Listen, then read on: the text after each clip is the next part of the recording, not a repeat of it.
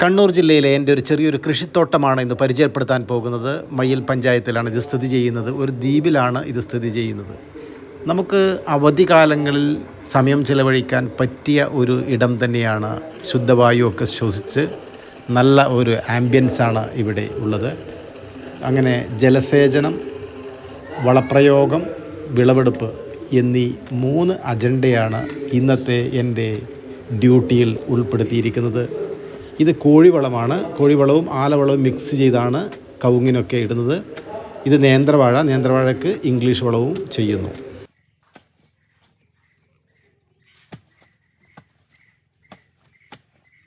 കോഴിവളം അല്ലേ?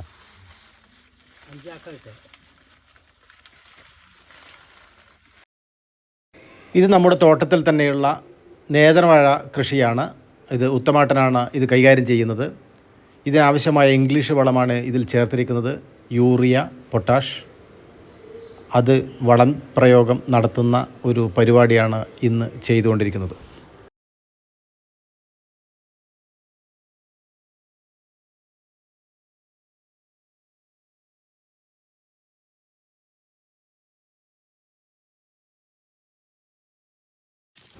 മറ്റൊന്ന് ആലവളമാണ്. ആലവളവും ഇംഗ്ലീഷ് വളവുമാണ് നമ്മളിന്ന് കവുങ്ങുകൾക്ക് നൽകുന്നത്.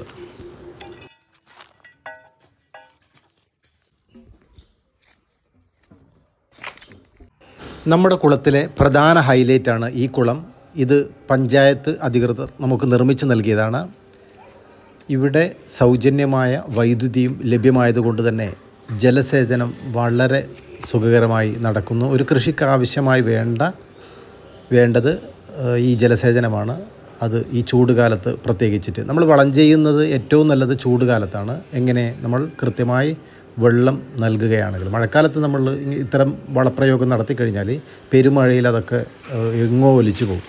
അപ്പോൾ അതിലും നല്ലത് വേനൽക്കാലം കൃത്യമായി വളം ചെയ്ത് അതിന് കൃത്യമായ രീതിയിൽ ജലസേചനം, ഇറിഗേഷനും കൂടി നൽകുകയാണെങ്കിൽ നമുക്ക് നല്ല വിള തോട്ടത്തിൽ ലഭ്യമാകും.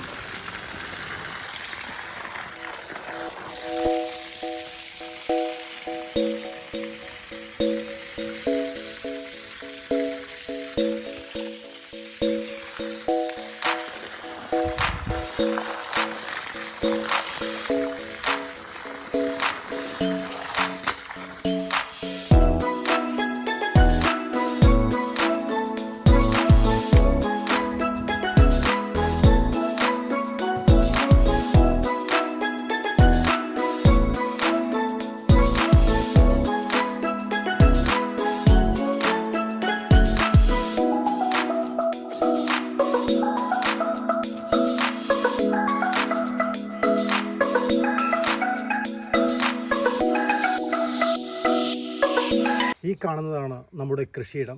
ഇവിടെയുള്ളത് തെങ്ങ്, കവുങ്ങ്, വാഴ. അല്ലെങ്കിൽ ഇന്നത്തെ ഡ്യൂട്ടി ഈ കൊല വിൽക്കുക എന്നതാണ്. ഇത് ഞാനിപ്പോൾ ഉള്ളത് കണ്ണൂർ ജില്ലയിലെ മയ്യിൽ പഞ്ചായത്തിലുള്ള കോർളായി ദ്വീപിലാണ്. ഇവിടെയാണ് നമ്മുടെ തോട്ടം ഉള്ളത്. ഇന്ന് ഒരു ചെറിയൊരു വിളവെടുപ്പിനാണ് രാവിലെ വന്നത്. അങ്ങനെ കൊലയുമൊക്കെയായി ഇനി ചന്തയിലേക്ക് പോകണം. കണ്ണൂർ ഷറഫ് എന്നെ വീഡിയോ ഇവിടെ ഉപസംഹരിക്കുകയാണ്. പുതിയൊരു വീഡിയോയുമായി വരുന്നത് എല്ലാവർക്കും നന്ദി, നമസ്കാരം, ഗുഡ് ബൈ.